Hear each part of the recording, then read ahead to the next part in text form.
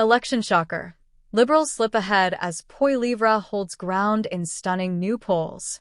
In the aftermath of Canada's surprise snap federal election on April 28, 2025, political fault lines are shifting rapidly and not always in the direction many expected. While Prime Minister Mark Carney and the Liberals managed to scrape together a minority government, the post-election narrative has not settled into a predictable rhythm. Instead, fresh polling data suggests the so-called Liberal momentum may already be stalling, while Pierre Poilievre and the Conservatives are quietly regaining ground. It's a political twist that has both sides scrambling to recalibrate. The Nanos poll released days after the election captured national attention with a headline-grabbing figure: Liberals at 45%, Conservatives down at 30%. On paper, this suggests Carney is benefiting from a strong honeymoon effect. But not everyone is buying it. Political commentator Wyatt Claypool, among others, argues the numbers should be taken with skepticism. He points to a history of Nanos underrepresenting Conservative support, particularly in rural and exurban ridings, and oversampling urban, university-educated voters. This kind of sampling bias, he suggests, creates an illusion of dominance that may not hold up in real electoral contests. To challenge the Nanos narrative, Claypool cites Abacus Data's latest polling, which shows a much tighter race: 42% Liberal, 39% Conservative, with the NDP and Bloc significantly behind. These numbers more closely reflect what many observers witnessed on the ground during the election: deep polarization, regional variations, and undercurrents of dissatisfaction with the political status quo. Abacus is known for tracking voter sentiment over time, offering a more stable and realistic view of public opinion. Their findings suggest that while Carney may still be enjoying a post-election bounce, the ground is far from firm beneath his feet. Meanwhile, claims that Canadians rejected Poilievre outright are beginning to unravel under deeper scrutiny. Claypool pushes back against this narrative, arguing that Poilievre's campaign didn't fail because of a lack of support, but rather because of strategic blind spots. A large portion of Canada's upper middle class, often retired or nearing retirement, focused more on familiar, surface-level issues like personality and civility, rather than platform substance. Many of them weren't directly engaged by the Conservatives, and their disengagement was misread as disapproval. In fact, Poilievre's approval ratings are more stable than some would like to admit. Both Abacus and Angus Reid data show his favorables improving steadily since the election, especially as more Canadians tune into his post-election messaging. His new podcast has become a key outreach tool, allowing him to speak unfiltered about policy, values, and direction.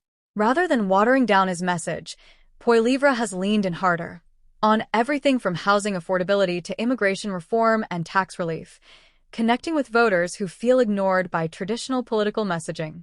The Conservative campaign did make notable inroads in several unexpected areas.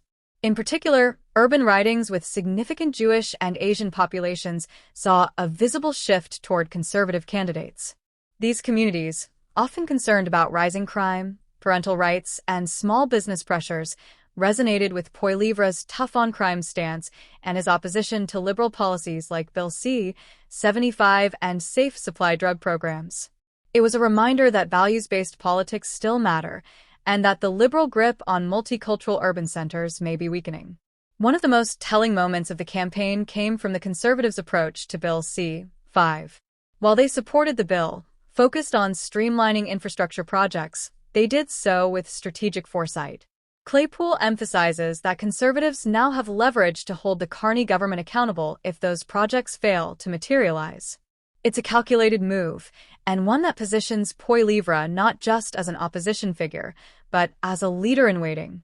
In contrast, the party's firm rejection of Bill C-2, which they criticize as authoritarian, reinforces their commitment to civil liberties and democratic accountability. Immigration continues to be one of the most divisive issues in the country, and Poilievre isn't shying away.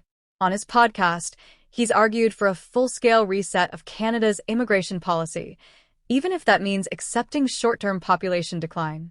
His position: mass immigration without infrastructure to support it is irresponsible, unfair to newcomers, and damaging to national unity.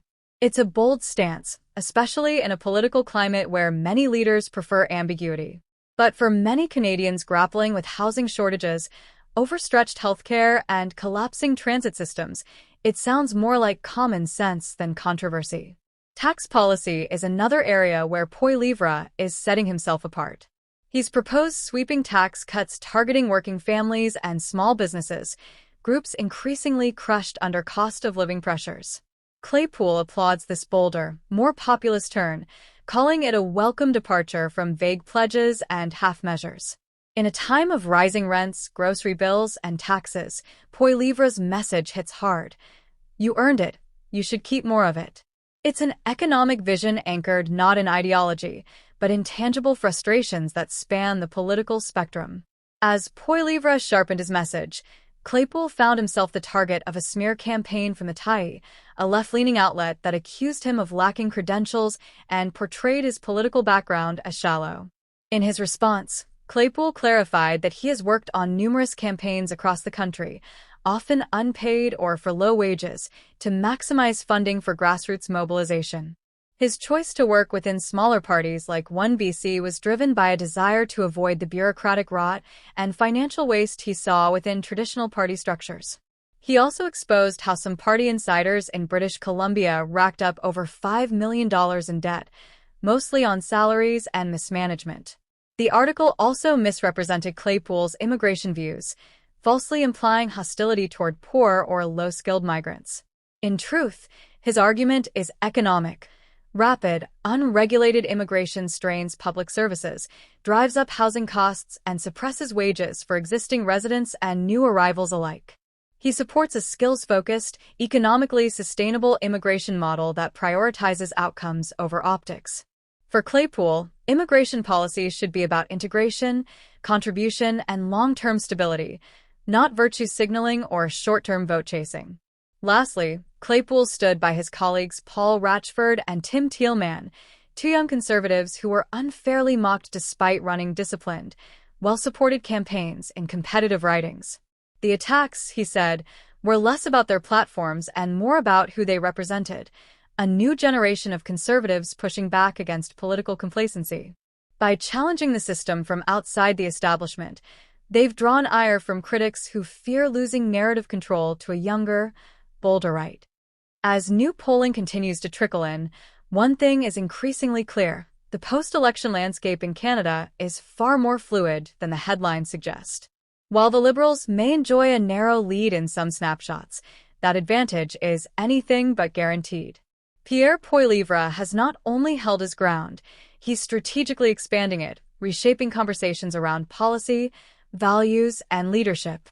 With a minority government in power and public patience wearing thin, the next few months could dramatically redefine Canada's political balance.